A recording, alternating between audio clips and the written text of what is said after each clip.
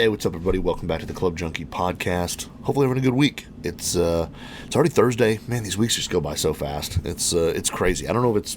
I mean, I've probably said it a million times on this show because every time I pretty much open with the same thing.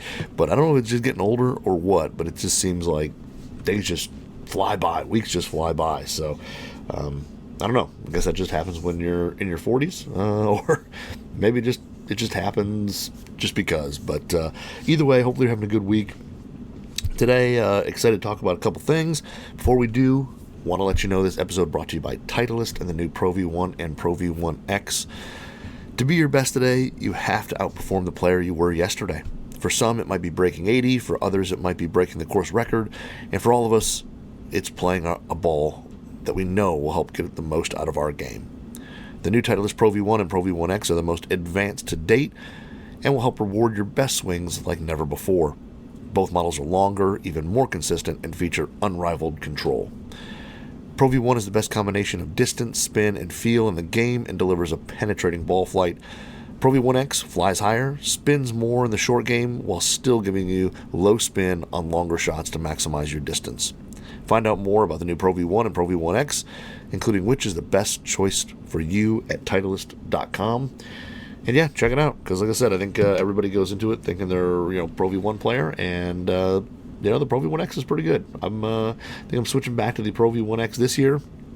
Again, I haven't hit the brand new one yet, but there's been a lot of snow on the ground. So here outside of Detroit, we've unfortunately not had the weather to actually go play, but that could be coming soon. Today's raining. It's supposed to be warm. It was warm yesterday, so most of that snow is pretty much gone unless it's some really, really big piles. So hopefully soon we'll get out there and play a little golf. I'm excited. I'm crazy excited. I want to get out and play.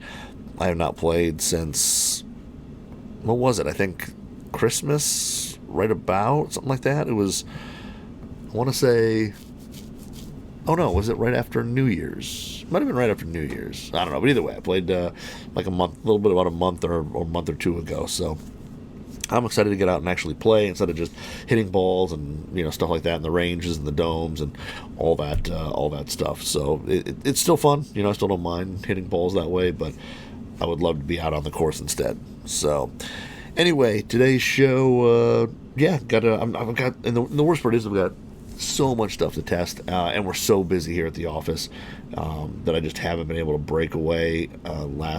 What did I have going? I had a bunch of stuff. I was single dad last week, so I wasn't able to get out and hit a bunch of balls yet last weekend. My wife was kind of doing her thing with a girlfriend, and then we've just been so busy at work, man. I mean, beginning of the year is always crazy. It's funny that the end December through February are crazy in the golf media space, just because there's so many new launches, so much new product coming out, and there's so much content that's being created about these new products. It's a crazy time, and I think most people don't think about golf being busy in the winter, but it definitely is. So just been busy during the week, busy on the weekend. It's just I need to get out. Like, I'm looking at a staff bag behind this camera that is loaded with gear that I still need to hit. The last time I went to the range, I was pretty much focused on irons, pretty much hit all irons. I had a bunch of drivers in the bag, and I just didn't hit them because I just was hitting irons, and I was in a bay that had like a really crappy short tee, and I hate the fact that I need to grab it. I went on Amazon and bought my own rubber tees so I could always have whatever size I wanted, and I just always forget because I bring different bags and stuff like that, so it's I don't just leave it in one bag and go.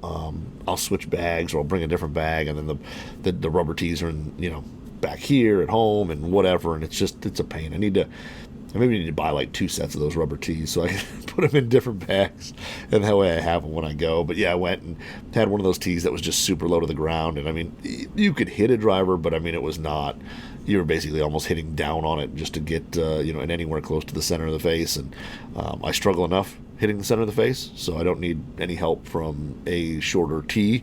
But so that kind of refrained me from hitting some drivers, but it was all right because I was hitting all those ZX7s or Strixon ZX things, ZX7, ZX5, and the Z Forge. So it was all right. I was still able to hit some cool stuff, but I need to get back to the range. I got a handful of stuff. I've got Mizuno drivers, Srixon drivers, Cobra drivers. Plus, I got fairways from all of them. Hybrids. It's like we got so much stuff. I got the Ping G437 wood, which I've hit a little bit on the course and stuff, but I want to hit it on the range as well before I get talk about it. I've got, what did I just pick up? The new Adele SMS Pro forged irons, which look amazing in person, and then and their new P grind wedge, which hitting mats, wedge off mats is never great, but still kind of a newer grind from them in their 50 and 68 or 58 and 60, and then also I've got ZX4s to hit. Got a bunch of stuff, man. It's crazy. So I'm trying to get through it. I just got to try. I just got to I just need to make some more time during the day. So I'm going to get to it. I really am. I promise. But it's just taking a little bit longer. So today I've got kind of, I think, two cool things. One of it, we're going to talk about a putter. Talk about that. And it's a putter line that a lot of you were interested in last year, and I didn't really mess with.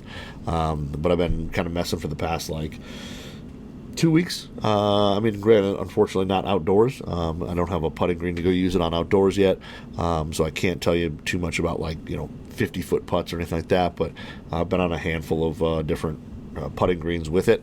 So I got a putter to talk about, and then also I did kind of because I was low on reviews in a sense, I did kind of a build a budget bag, and it ended up being a little bit cheaper than I thought. I tried to hit a certain price point, and I just came under it, which was pretty cool. And it's actually, I'll get into it, but it's actually clubs like I would play. I know a lot of people jump on and they're like, oh, you can find a Titleist PT fairway for $15. Would you actually buy it for $15, or does that include shipping? Does that is it in a shape that you'd actually buy it and play it? So I went through and actually I was like, I didn't, I went through with all these clubs. I didn't find anything with brown, really brown faces. Some of the faces had some, a little bit of visible wear where the chrome was kind of a little bit shinier or whatever. But I wasn't getting anything with brown faces. Everything had to have, a stiff flex or X flex shaft or whatever. I didn't just find the cheapest thing I could find. It was actually if I bought this, would I play it? So we'll get into that afterwards. It was kind of fun. It was actually a little harder than I thought at certain points, but pretty fun. So anyway, hopefully we'll get to that. Hopefully it'll inspire you. What inspired me was actually kind of, if you guys haven't noticed, on golftheburex.com and our YouTube channel, Andrew Tursky, who I do a show TG2 with on Fridays tomorrow, he's been doing a series on YouTube of modern classics, as he calls them, which are, clubs that are probably, 15 years old or, maybe a little more, a little less, whatever. But some of the classic stuff, he just did I think the first episode was the, I can't remember the first episode, what it was. But it was kind of cool, old kind of cool clubs. The second episode was the Adams, the Peanut Hybrid, the Adams Tour. And then this episode, which I literally watched yesterday, and I don't know why I can't remember what it was. Oh, it was the Burner TP 3-wood, the old Burner TP, the one with a funky triangular shape and the kind of wing on it. But I hit that, and then I can't remember what the first one was. The first one was really good too. Anyway, it's a fun little series. I think it's really cool. I kind of helped him with some of the clubs, making suggestions with, what clubs we should do. Oh, the first one was the TaylorMade Tour Preferred MC irons, the ones that Berger plays, still on tour. So he's been doing a really cool series there with Second Swing, going through kind of their used club bin and picking out some really iconic clubs. So I was like, man, that's kind of cool because you can get some pretty sweet stuff on a budget. So I've been kind of going on that road, it's been fun. So anyway, first club today, going to the new Odyssey Tri-Hot 5K, which right out of the gate, I'll tell you, the cover, magnetic. Love it. Nowadays, I hate Velcro covers. They're loud, they wear out. The magnetic ones are so much better. So magnetic cover, which is great. Really simple, to be honest. All black and with a little bit of gray.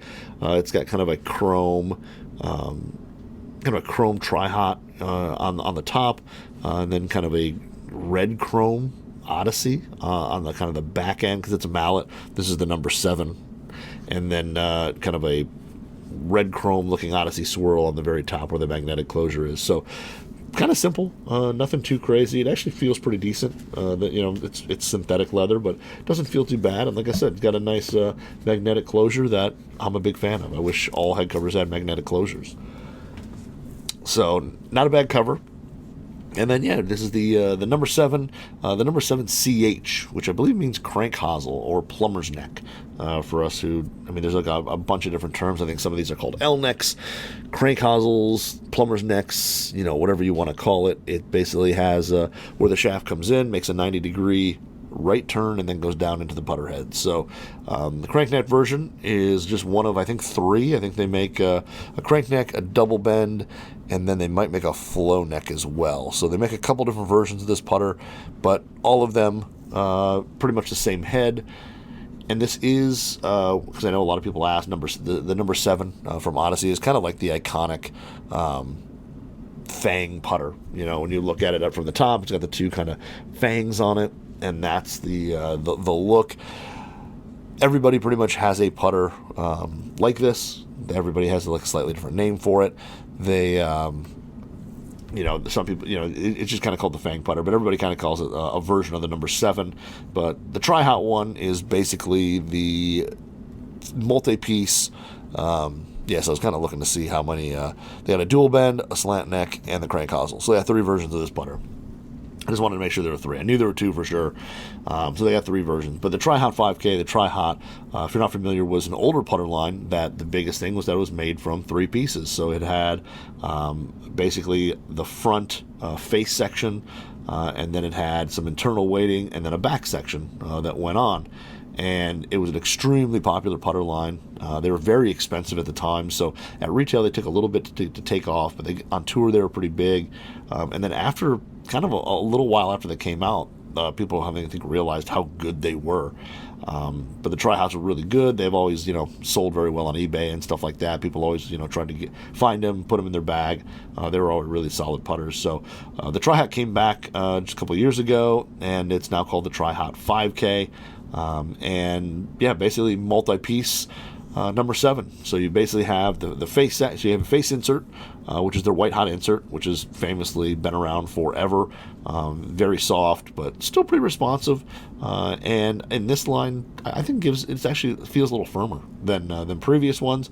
But you have the face insert, and then the face section with a hosel, and the front section kind of fit in.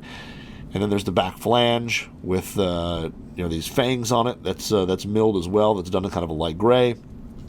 And then on the bottom, you can see there's some screws that kind of hold a bottom plate on, as well as 2 movable weights. So there are 2 interchangeable weights.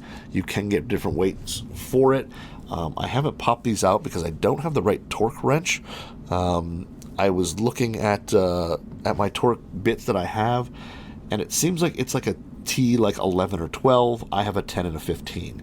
So I'm a little small or a little large, depending on which one I tried, because I actually wanted to take the base plate off to see what was in there, but I don't have the right torque bit yet. So I will actually kind of look for one to see if I can find one and then take that thing off, because I'd love to see what's inside there. I know it's not meant to be taken off, but again, there are 2 movable weights on the bottom that you can get, different ones. They make them in 5, 10, 15, and 20 grams. They unfortunately don't mark them on here, so you don't know exactly what's in this putter. So they're not marked, though. I think they used to, when they used to do other weights, they used to put some type of markings on them, but no markings on these, but you can get lighter and heavier weights to dial in the weight. The head weight on this, even at 35 inches, is a fairly heavy 365 grams, from what the Odyssey's website says. So pretty heavy head. So even if you're going to buy one of these and not just order it at 33 or 34, if you're going to kind of cut it down yourself, put your own grip on it, whatever you're going to do, you still got a lot of head weight there to play with. And then again, you can kind of change up the interchangeable weights to really dial it into exactly what you want. Overall, it's a good-looking putter. The number 7s to me have always fit my eye. I've owned an absolute ton of number 7s over the course of my golfing career. Everything from like the original white hot XG when they first came out, to I had some of the Black Series ones. I've had the Pros, the standard White Hots. I've got the Versa. I mean, you name it. I've putted with a lot of them. So now the one thing about it is, if you're a number 7 person and you are familiar with the number 7s, there are 2 different head sizes. Back when Odyssey came out with the White Hot Pro series, there was a White Hot Pro, and then there was, I think, a tour that they did, a White Hot tour that was kind of a fake butane finish. So some tour issue putters, they would do this butane finish that was like a brownish color for the tour players. I think like Stenson had one, Ian Poulter, when he was playing it for a while, I think had one. There were a bunch of them on tour. They were really cool looking. I loved them. They were kind of like a chocolate brown look. And then Odyssey came out with this like White Hot Tour. It was kind of a goldish color. It was supposed to be similar. It was not even close to the same color, but it was a bigger head size. So then there became 2 different head size number 7s. And anytime a new number 7 would come out from Odyssey, everybody would ask, is it the bigger one or the smaller one? And majority of people like the smaller head. It just has a little better look to it, proportional-wise. It's a little better looking. This is the larger one. And the reason they did the larger one is add MOI. The larger one is just more forgiving. They can pack more weights into it. And this being multi-piece, it's just easier to add to stuff, internal weighting and things like that into. So totally understand why they went the bigger route. So it is large. I mean, when you set it down, it's a decent-sized mallet. Would I love it for it to be the smaller one? Of course. I think it would look absolutely awesome. But it is the bigger one. But the fit, for what it is, I understand why they did it. And the fit and finish of the bigger one is really, really nice. Basically, the top line has just a single sight line on it, which is pretty long, and it looks good. The back end is made of, I'm assuming, some type of metal. It's milled on top. There's a bunch of milled lines, and then 2 more sight lines on the 2 fangs. Me personally, always been a big fan of that look. I think it frames the ball really, really well. And yes, when you look at the 2 fangs in the back, it does pick up a golf ball with no problem. I have a couple kind of fang this style putter that do not pick up a golf ball, which is infuriating because, it looks like it should. And they're like too wide and the ball goes right through there, which is just unbelievable. But yes, does pick up a golf ball. Like I said, the fit and finish on this is really good. There's milling lines kind of all over. And then when you look at the sole, there's milling lines on it as well. So kind of a two-tone look. The back is kind of this dull silver, and the front is a matte black. So when you look at it, it's kind of a little bit of that Versa look where you have 2 different colors to kind of help line up the ball, as well as sight lines that basically will point at your target or at the cup. And then on here you've got a newer Stroke Lab, a Stroke Lab 70 class. So got the red carbon steel tip, half carbon, half steel, and then a kind of an Odyssey Tri-Hot wind style grip with a I think they call it polyurethane rubber on the grip, which this one's standard size, which I actually like. It's got a good shape. It's got kind of a fake perforated look to it, so little dots all through it. Kind of makes it look like a leather grip. It's even got the little kind of stitching down the back, but it feels pretty good in the hand. I'm like I said, I fluctuate between a standard size grip and a Super Stroke like pistol or 1.0 pistol. So, I don't like monster grips. I think this feels pretty good. I really like, and the look of it, the red shaft looks pretty cool. I know when Stroke Lab kind of first came out, there were a bunch of red ones out on tour, and everybody wanted to know kind of like what's the difference and all that. These ones have been enhanced. They do feel a little bit stiffer than the originals. I've got some original ones. I've got, I think, 1 and a 2 on. That's an original one. And these do feel just a touch stiffer, not near as much flex to them. I'm going to assume, haven't taken off the grip, but I'm going to assume that there is a weight plug back here under the grip as well to kind of counterbalance the putter a little bit. And that's usually why you see those kind of 365 gram head weights as well. But overall, a good putter, well balanced. I mean, through the stroke, it's not quite face balanced. It's got just a little bit of toe hang. I would say that hangs, basically like 330. I wouldn't even say it hangs to 4. If you're looking at a clock, it's not a ton of toe hang, just a little bit. So if you are somebody who has a little bit of arc in your stroke, you may like the feel of this thing. And that's pretty much a lot of these mallets with these different hosels now, is trying to replicate the toe hang of a mallet, but give you the MO, or replicate the toe hang of a blade while giving you the forgiveness and consistency of a mallet. So a little bit of toe hang, not crazy. So if you're somebody who's kind of that in between a ton of arc and straight back, straight through, this could match up well with your swing, and you could feel a good amount of that toe kind of closing at impact. And that's what a lot of these different hosels are trying to do, is just kind of match up, the amount of toe hang with, or the amount of that toe release with your swing, how much arc is in it. So very interesting, but like I said, not a ton. I'm kind of that in-betweener, so I mean, this is kind of like around where I would be in terms of toe hang. I do have some face balance putters that I putt well with, but I do have a little bit of arc in my stroke, and I've gone a little bit away from the face balance recently. But overall, like I said, really good looking putter. The one knock I'll give to it is being the larger one, and with being this crank hosel, the plumber's neck. The only thing I don't like is that you do see a lot of the putter beyond or towards you. So basically, where the shaft goes into the hosel, the putter goes out away from you and then into you. You do see a lot of putter that goes towards you. So the amount of putter that is from the hosel to the inside, towards your feet, there's a good amount there, and it's just, I don't love seeing that part of it. I like the more compact head, and I think the double bend hides a little bit of that. So it's not a huge deal. That's a truly personal thing. You may grab a putter and look at it and not even notice anything about it. But for me, I don't like seeing so much of the heel. There's a lot of the heel of the putter that shows at address, and I feel like it emphasizes the size of the mallet. So I don't love that. That's the one knock to it. Like I said, the fit and finish of it I think is phenomenal. With all the milling and the two-tone and all that, I think it looks really good. Putting with it, actually a little bit firmer than I thought. I'm a guy I've played a lot of white hot. I still have my Versa number 7 from 2013 when they came out with it. I still have it. And honestly, the 5K feels a little bit firmer. I pulled kind of that, after I was hitting a few putts with this, I pulled my Versa out, and my Versa definitely has just a little bit softer feel to it. This is just firmed up a touch. I don't know if it's the multi-material construction, or if maybe they've modified the face just a little bit over the years. That putter is now 10 years old, where this one is brand new, so they may have kind of refined the layers in the insert, or maybe they have a backing on here that's a little bit different, but does have just a little bit firmer feel. Now the sound is still really muted. It still kind of gives you that, it's not really a click, it's more of kind of a thud. It just kind of thunk as it goes, and I think that's what a lot of people like with the Odyssey White Hot insert, is that it's a little softer, and you don't get those high-pitched clicks. And, feel and sound is so subjective for every club, whether it's a putter or a wedge or an iron or a driver.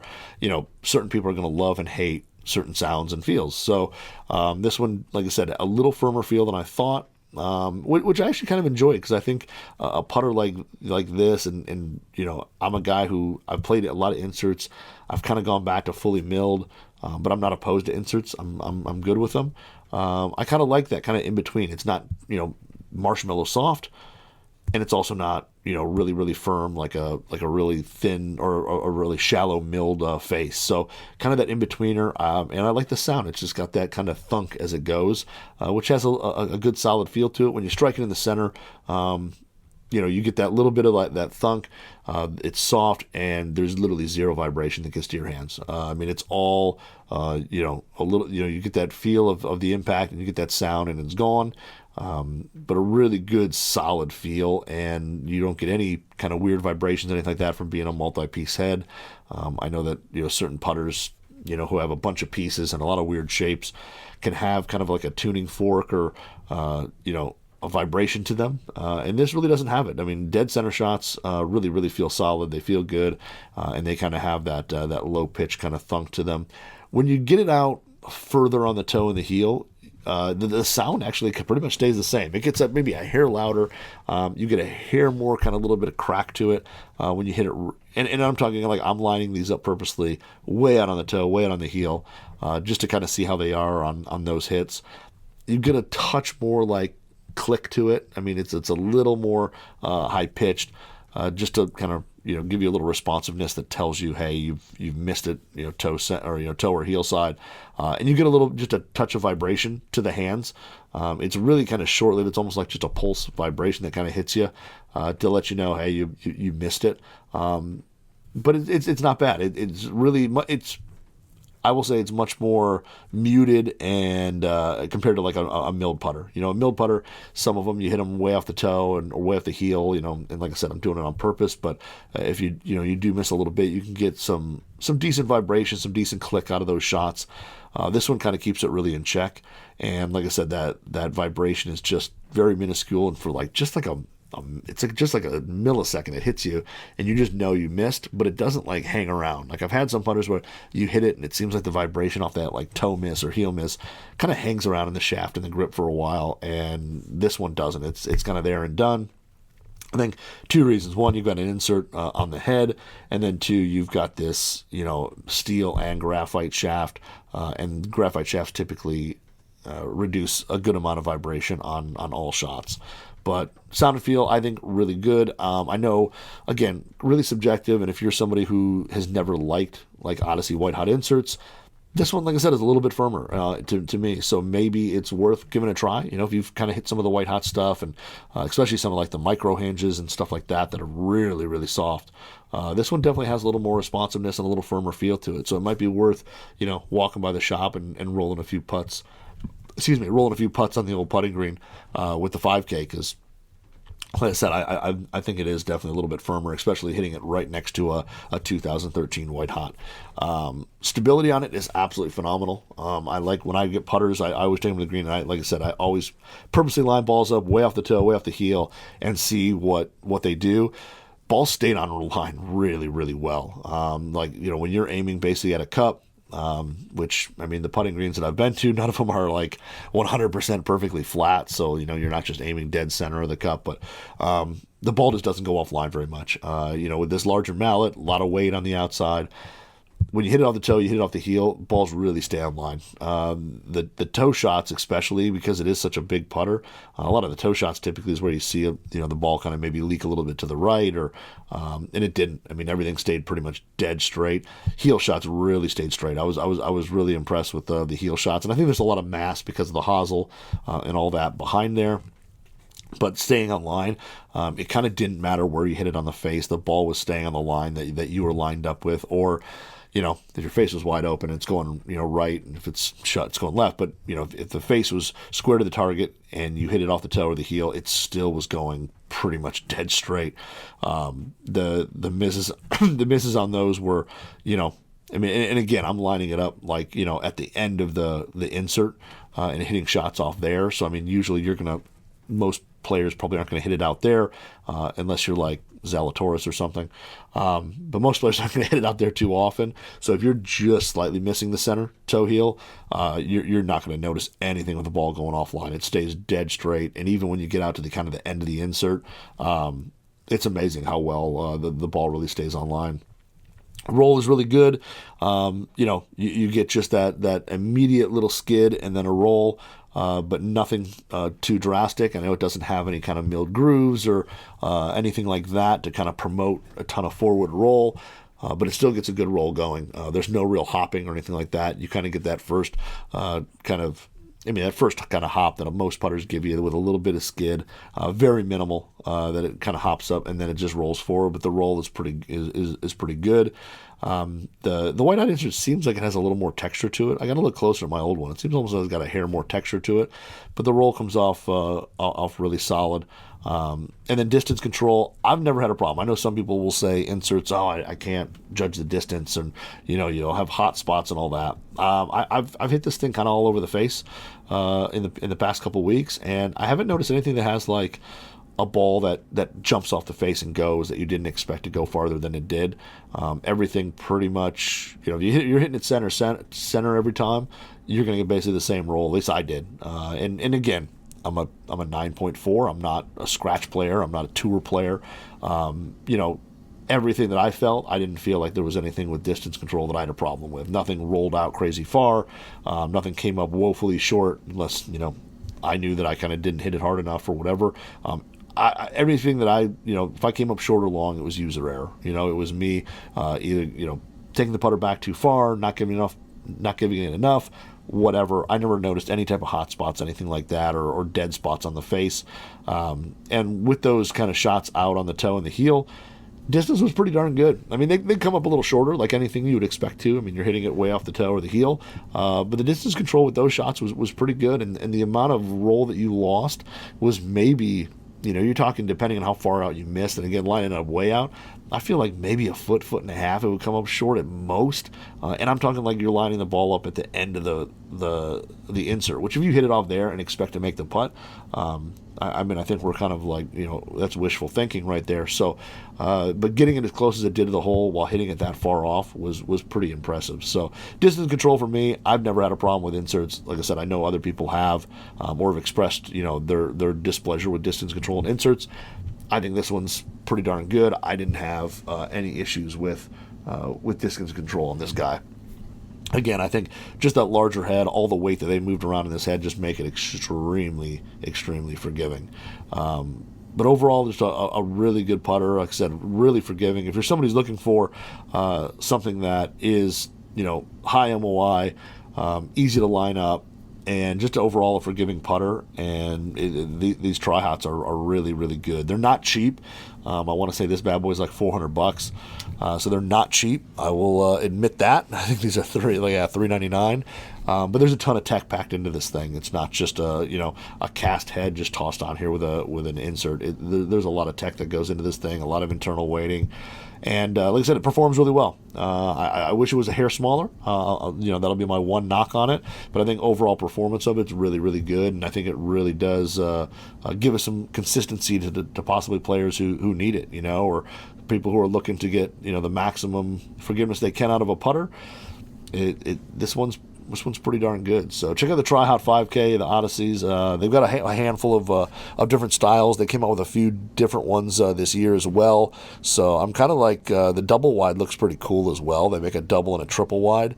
The double wide with the plumber's neck looks really, really good. So, but like I said, made a handful of different styles. So check out all the different head shapes they make. But yeah, definitely worth giving a roll. If you walk into your shop and they've got a couple of these laying around, take a roll with them. I think they're pretty solid. And if you're somebody who's been away from inserts for a while, I think maybe you'll be pleasantly surprised with how these feel and sound. So the Tri-Hot 5K, pretty impressed. I'm pretty impressed. So I don't know if it's going to beat out my gamer, my BB8 wide. We'll see. But like I said, impressive putter nonetheless. If you go to, if you just Google Odyssey Golf, because I think it comes up like odyssey.callawaygolf.com. That's the website for them. You can go check out all the 5K models, along with all the other models that are out this year. Odyssey's got a wide range of putters this year, so there's a certain style or head shape, whatever that you like. There's probably an Odyssey putter that gets the job done there. So that all I've got for the Odyssey. I'm gonna keep it here in my house and putt some more with it, and then as soon as I can get out to a putting green outdoors, I'm gonna take it out as well. And it's gonna go for some league play or some rounds anyway, just because. Why not? Like I said, I love the 7 shape, so why not take it out and give it a whirl? So when I can, I will do that as well. So, all right, that's all I've got for the 5K. Now, let's get into kind of building a budget bag. And like I said, I was kind of inspired by Tursky doing his Modern Classics video stuff, what he was doing with Second Swing. Really cool. And it kind of reminded me, and like I said, I was helping him kind of come up with some clubs of what he should hit, and we were coming up with stuff that was kind of iconic and very either cult classic or whatever back in the day. And I think so far he's done a really good job with with the stuff he's picked. Like I said, the TaylorMade MCs, the MC Forge that were from like 2011, that Adams Tour, aka the Peanut. I mean, everybody wanted and had those back when they came out. And then now doing that, the Burner TP, which I personally was not a big fan of, but I know a lot of you out there were and had those in your bags and really loved them. And it's kind of cool to see. I'll be excited. He hasn't even told me what is kind of next. I haven't seen the full list because he narrowed it down to. I remember we had I don't know, we had like 15 or 20 things on the list, and we had to narrow it down to like 8 or 10 or something. So we'll see how many make it, but should be some cool stuff coming. So, but it kind of inspired me, like, what with all this new equipment coming out, and new equipment is not cheap, and I'll agree. And if I wasn't in the position I'm in terms of working in the golf industry, I would not be changing clubs every year. I would not have the latest and greatest of every shaft and every head and every putter, ball, whatever. Like I'd be looking for some deals and playing some different stuff. And I think there's a lot of great stuff out there that you can get at pretty good prices. And people, a lot of people complain and say, "Oh man, there's new clubs every year. Every year they're coming out with new stuff. How are they improving?" And da da da. And one, they are improving. And yes, it's not. You're not going to buy the 2022 driver from any company and then buy the 2023 one and see a 20-yard gain. I mean, unless you just weren't fit and then you go and get fit. But if you're fit into a driver last year, the new ones are probably going to have incremental difference, incremental advantages, where you'll see maybe, a little bit more ball speed or a certain miss that might be slightly improved. But is it enough to run out and grab, a brand new driver? Probably not, but also too, those companies aren't marketing that driver to you. They're marketing to people who have a driver that's 3 to 5 years old. So, if you're thinking, hey, I bought last year's, now I have to buy this year's, you don't, and the companies don't expect you to. But, and that being said, there are some options out there instead of buying brand new that you can get some pretty cool stuff at inexpensive prices. And so this bag, like I said in the beginning, I put this together as stuff, would I actually play it? Because you can go through and make a bag for under $500 that is just stuff. And you look at half the stuff that you threw in there and you're just like, well, I'd never play that. Or, you found it on eBay and the condition's junk and you're like, well, I'd never play something that, there's no grooves left on any of the wedges, or, the irons look like they've been dragged on the cart path for 5 miles. So all that stuff, I went through and I was like, let's see. And I didn't even set myself a budget. I just said, like, let's see some of the stuff that's pretty cheap that I would actually play. Like that I would, if I click buy now, I would actually put it in the bag and actually hit it. Like I'm not a guy, I hate brown faces on wedges. Like it's just, I'm not going to play that wedge. As much as I like rusty whatever irons, I don't like a chrome iron with a big wear spot on the face. None of us are Tiger. It's not going to be dime sized, so I don't want it. And the same thing, with irons. The same thing with like a lot of fairway woods and drivers and stuff like that. I don't want them just absolutely beat to hell. And also the other thing too is like it's got to be a shaft that I'm going to play, because realistically, if you go find a great deal on a 3-wood, but it's got a senior flex shaft in it that you can't hit, now you got to pay more money to reshaft it. So I'm going to assume that I don't have all these shafts in this whole workshop, and these are things that I'm literally buying that I would play right out of the gate. And then that way, like I said, they see really what the dollar amount is. Because like I said, if you have to, reshaft everything and all that, all of a sudden that, $500 or $700 bag becomes way, way more. And the only thing that I can't necessarily really say is grips, because people take pictures of grips, but you don't really know how good or bad they are. I didn't pick anything with a grip that's like fallen off or torn or ripped up. So at least in that, I looked at the photos and there wasn't any of that. But like I said, that one, it's a little harder to tell would it need to be replaced or not. I'm going to assume that they're usable. I'm not going to assume they're brand new. I'm not going to assume they're like I said, I looked at photos, they're not all ripped up and peeling off. So I'm going to assume they're at least usable for some rounds. So with this, like I said, I'm looking at, I get all these, I throw them in the bag.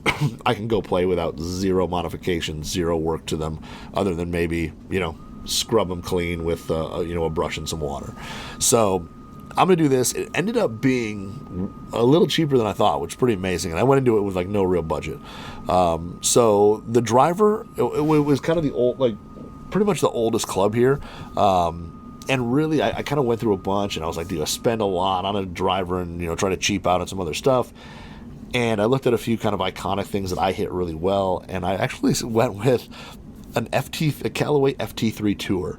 And the reason I went with it is, one, I had an FT3 Tour Probably the longest driver I ever had. I was much younger then. I probably swung a lot faster at the driving range in Royal Oak on 13 Mile. They have a net, and I can't remember. I think the distance is like 250 to the bottom of the net. And back then, I've always seen guys hit it over the net and they ding it off. There's a little 9-hole course on the other side called Royal Oak Golf Course, and it would ding the cart barn, which was like an aluminum or a metal building. And there were guys there who could do it like on command, like no big deal. They were huge hitters. I did it one time, one evening. I did it. I hit it over, and I dinged it, and I never did it again. I was never able to. And the club I did it with was FT Tour. So a little different shaft in this one, but I don't think the person knows what they have, because it's in really good shape. The paint on the top is pretty darn solid. It's pretty glossy. Does not look like it has much wear to it. Sole's got a little bit of wear, but nothing bad at all. Face looks pretty good. But it's Callaway FT3 Tour 9.5 with a Diamante blue board in stiff. They didn't specify in the photo. I couldn't see what weight it was, but I'm going to assume it's probably a 63 or 73 stiff. But it has what looks like a real Diamante blue board in there in stiff, and priced with shipping. And these are buy it nows. I didn't like, none of these are auctions that you got to wait 5 days to see what the price is. You know, the buy it now price with shipping was $57. I almost bought it. I almost really bought it. But yeah, FT3 Tour. Now I'm going to lose some forgiveness there. If you can strike it dead center with that thing, it's still really low spin. The ball speed's good. It's still a good driver if you can strike it in the middle. And with a blue board in there, I mean, that's just awesome. I hit mine with like a green Auto NV. But with a blue board in there, I mean, what a deal. $57. I'll give away some of the forgiveness, and when I do strike the center, it'll be an absolute cannon. But I think that's just a phenomenal deal. And realistically, I should go back and just buy it if it's still there. But like I said, it looked really good. The photos of the shaft, I mean, it's a silver shaft, and it's kind of like, I don't know if the flash was on or whatever, but you can tell it's a blue board. It's got that, you know, Diamante logo. You just can't tell what the markings are in the front, because they're kind of like a whitish color on that silver background with a flash. You just can't see it. But they say it's listed as a stiff, and that. But yeah, $57. I'll take it. And again, you can find some more forgiving options out there, but I think that one is an absolute monster. So I put that on there, and like I said, I'm going to give it some forgiveness, but when I strike it well, I'm going to hit some real bombs. And for $57, I mean, the blue board alone, I could probably get my money back on that if it didn't work out. And then for 3-wood, went with something a little different, because I was debating, do I go X-Hot here? I had a lot of success with that. I went with the TaylorMade, the Rocket Ball Stage 2 Black. And this was, again, like a phenomenal deal. Excuse me. The black, the face and the bottom, which are black on this one, of course, that's the name. Really, really good shape, and the top actually isn't that dinged up. A couple little marks on the outside from the toe to kind of the back, right on the edge there. You can tell it's like been bumped up against some stuff, but overall not too bad. No real big sky marks. It might have been slightly repainted by the looks of it. It's kind of got like a little. It looks like a more matte black finish to it, but overall a really good look, or pretty darn clean for the age. And then it's got a matrix white tie in it, a stiff flex matrix white tie, and it's $67 shipped with shipping. So that club plus shipping, $67. I always thought the Stage 2 was pretty darn good. I liked the Stage 2 personally better than I liked the original Rocket Balls. I thought the shaping on it was a little better. I felt it was a little more rounded. And also I felt like the fairway woods looked a little more compact, especially the 3-woods. To me, the RBZs, the original ones, kind of were big. It had a little more deeper face to them.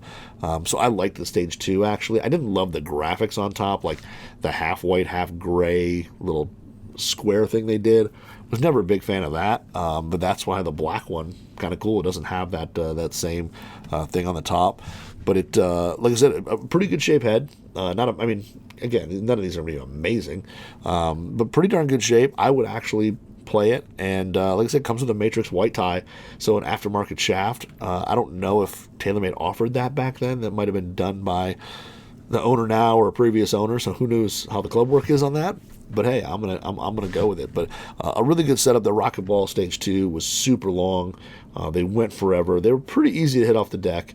I had one back in the day, and I tried a buddy's who had, I can't remember what shaft. He had some crazy shaft in it, but was an absolute cannon. And I think a stage 2, while you'll probably never find one with a white top that's in great shape, they do perform really well, and they do go. There were a couple like ones out there that were even like the same price or even cheaper, that had so much wear on them that you could actually see the face, like the little face that was welded in, the oval of the face welded. You could actually see kind of the lines of where that started and ended, which was pretty crazy. And every one of them had sky marks, the white ones.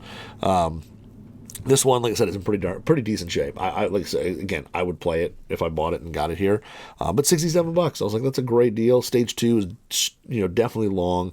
It's pretty low spin. It's going to go a long ways. Is it as hot as some of the brand new stuff? Probably not, but it should keep up decently. I mean, I would think decently enough. But not bad. And like I said, with an aftermarket shaft, can't beat it.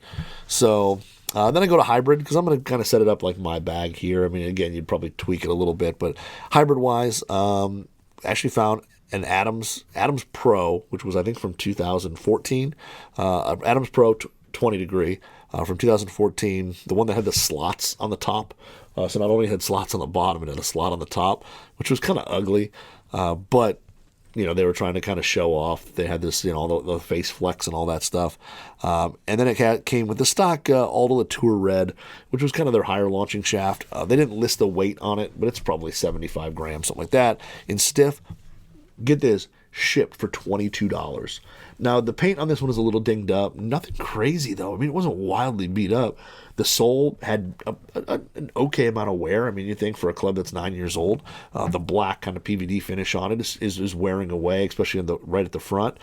And, the face has definitely seen a few sandy range balls, but realistically, it wasn't in bad shape. Like I said, the paint was dinged up a little more than that RBZ. It had some dings in the top and all that. It didn't look like sky marks.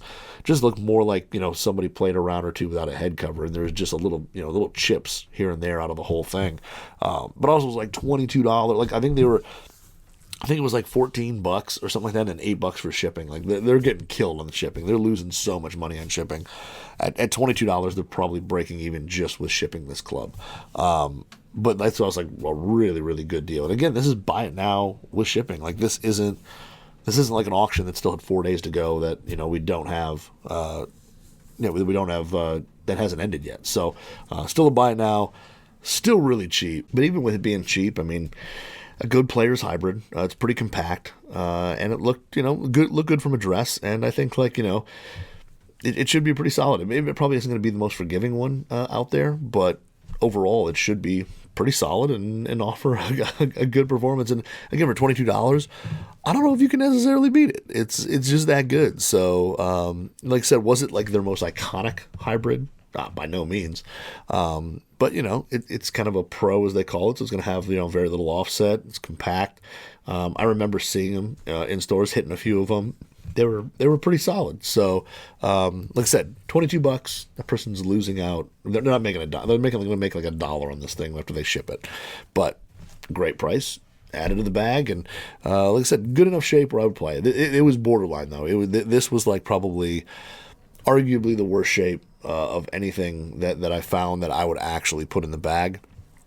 But it was, like I said, I would still play it, and that was the thing. Would I play it the way it is, the way it looks from photos? So Adams Pro 2014 hybrid, and that was the one with like the kind of when they got into like the little red, white, and blue phase. So like I said, the all of the red shaft kind of matched the head, which had kind of mostly red, a little bit of blue and white accents, and then like I said, the slots on top and the back, which the slot on top looked horrible. It was a terrible design, but in terms of aesthetics, but hey, $22 for a good hybrid, can't beat it. And then you get to irons, and this is kind of the hardest one because you can find some really great irons that are really cheap that have like very little life left in them. I mean, there was a lot of irons that I put in there that had faces that were just shot all brown, rusted out, just not great. And this is the part where I think with anything, driver and irons is where do you put the most money into it? Irons are going to be the most expensive probably, but I wanted to again find something that was 4-through pitching wedge and had a shaft that I would play. So I went through a bunch of different stuff, trying to find a lot of the kind of iconical TaylorMade Forge stuff was way expensive. I really tried for a set of rack LSs that they used to make. They made an OS and then they made an LS, and the LS was kind of like a little more players focused. It wasn't quite single piece forged cavity back. It was a cast club, but it actually felt pretty good. It was like a good in-betweener.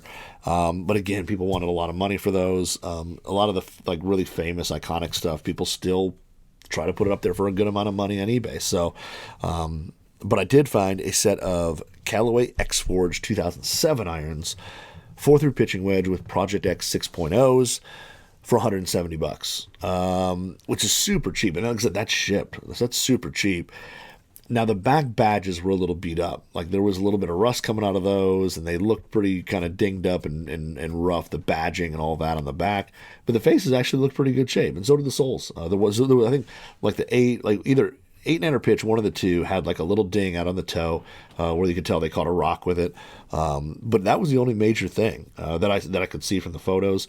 All the chrome was still on the faces. I mean, again, they were a little shinier from wear, but they weren't rusted out. They didn't have big dark spots or anything like that.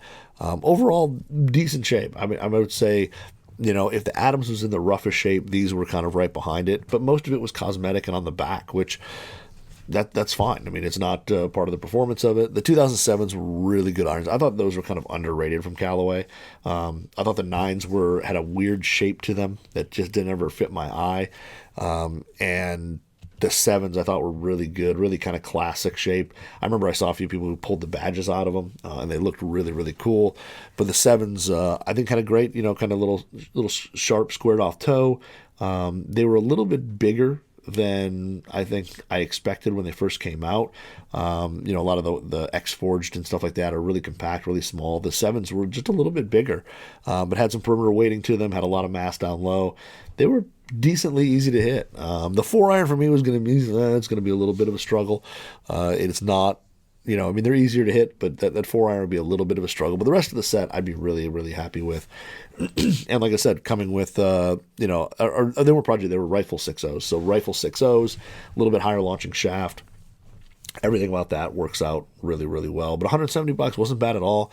I don't remember what grips they had on them, and they didn't look amazing. They were the DD2, the Golf Pride DD2, where they made a yellow one, a red one. They might have made a blue for like Mizuno or somebody that had kind of had a black top, and then they had a black lower hand on the top, and then they kind of had almost like a wavy little blue or red or yellow section that went through them on the side of the upper hand. And I think this one's had the red ones on there, but like I said, rifle 6.0s in a 2007 X Forge for $170 shipped.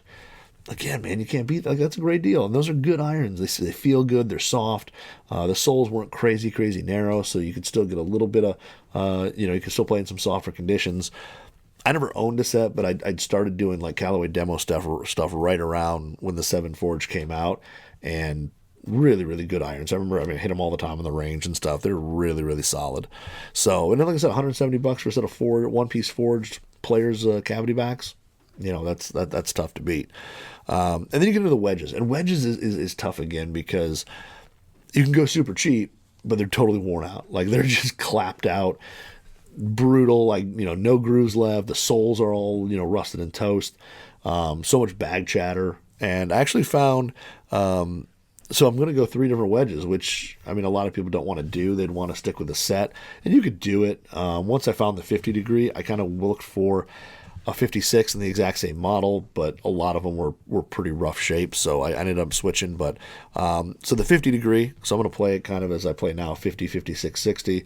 I think I would probably need to bend this one a touch weak, only because I think the pitching wedge is a little weaker on that 2007 X Forge set. But a Mizuno MP T11, the MP T11 with the quad cut grooves, in a 50 degree, has 8 degrees of bounce. It's it's a hair on the lower side, but again, if I'm going to bend it a degree weak, I'm going to add a degree of bounce anyway and get it to 9. And that came with one of the dynamic gold spinners. Remember the shaft that up near the grip had a little fin section, and they basically were supposed to add however many RPMs to spin. I don't know if anybody was able to like really prove it. I think a lot of people tested it, but DG spinner and shipped $40. So again, I think this thing was like $28 and like $12 shipping or something like that. Really inexpensive, and it was in pretty good shape. The only thing that was weird about it was it almost looked like somebody tried to grind off like a little bit of metal over, not on the sole and not even trailing edge. It was almost a little higher than that, over near the heel. It had like a weird wear spot on it, but the face was in pretty good shape. It wasn't brown. It had a few little dings and nicks that you'd expect from a wedge that's pretty old, but it looked like at least had, could still generate some spin. The sole wasn't, all the plating wasn't worn off the sole.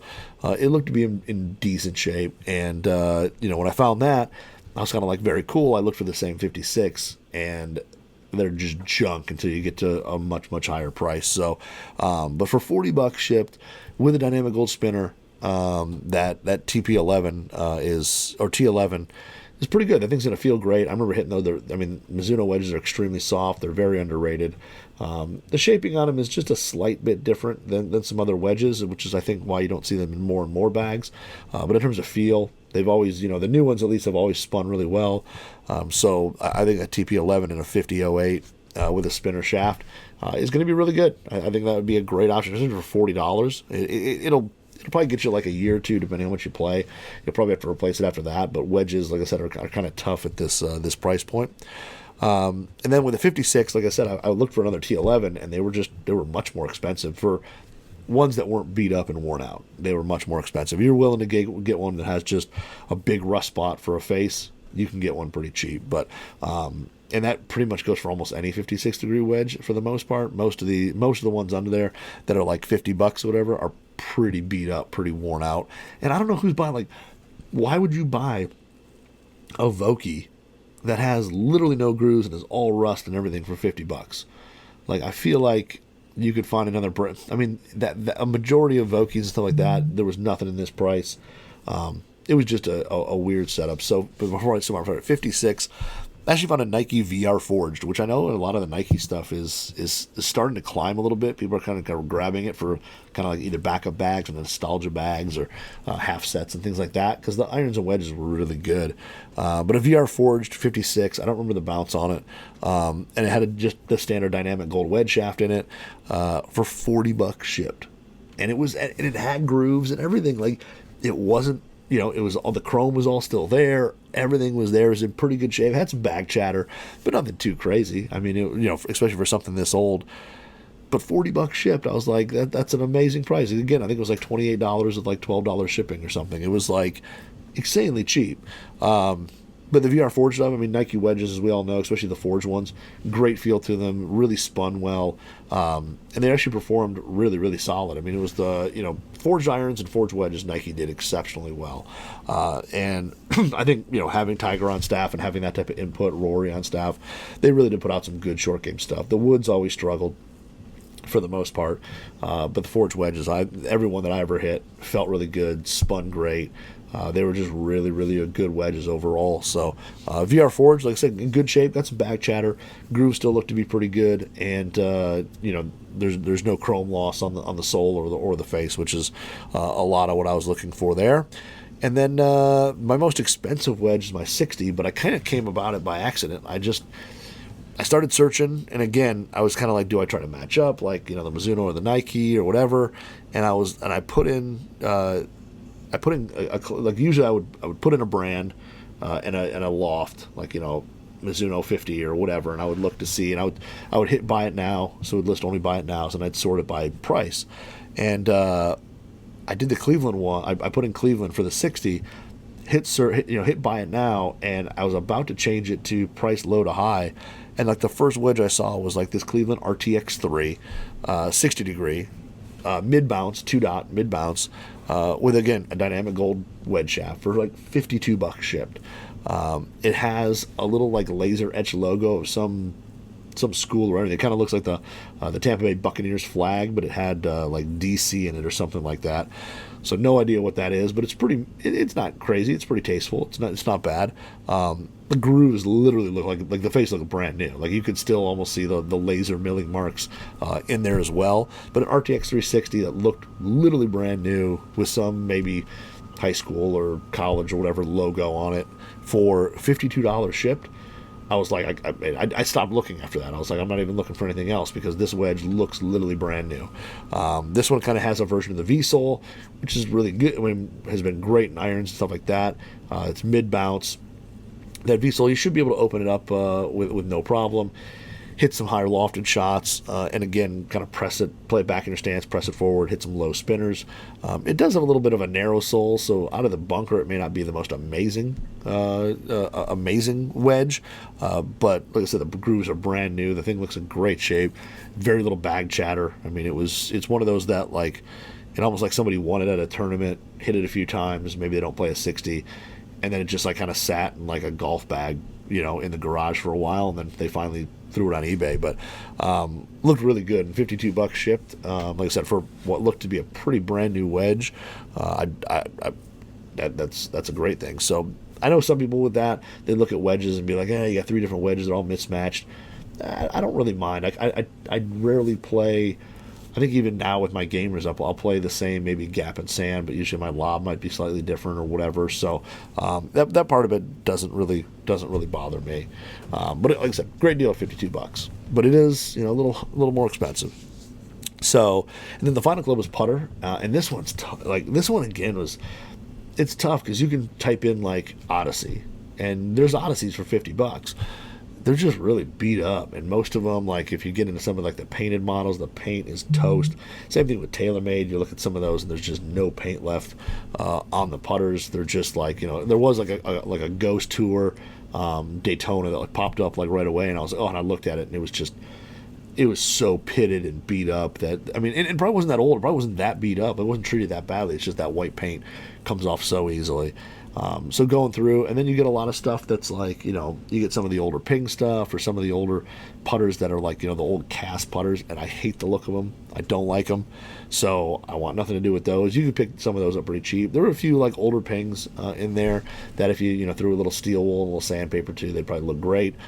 I don't care. I don't really like those putters. So came across, it wasn't, again, not even on my radar. I wouldn't have typed it in or anything. It was basically a Slazenger putter, but they didn't label it as a Slazenger putter. It was a Kurt Curry. If you don't know, Kurt Curry is a legendary putter designer. Did a lot of stuff for Wilson and a handful of other brands. But it was listed as a Kurt Curry putter, and then when you looked in the cavity, it actually said Slazenger, but a Kurt Curry LBP1. And it kind of, it's basically looks kind of like a Newportish style head with kind of a double bend shaft in it. I think it was like a single shaft offset, kind of a double bend. It was kind of a little bit of a quirky double bend, but the picture, they had one kind of at address or somewhat at address. Didn't look too bad. All out of brass. Looks like it was milled all out of brass. But it looked really good. I was pretty impressed with it. I'd never seen it before, and it was 33 inches, so it was already my size. And it came with kind of a crappy, like the Techie Mac wrap pistol grip, but it looked to be in decent shape. It wasn't ripped or torn or anything like that. And those things, they're solid rubber. They last forever. Even if they're like they've been around a while, they probably still have enough tackiness where you could still use them. But a really good looking putter. I was pretty impressed. I thought it was a pretty cool looking putter.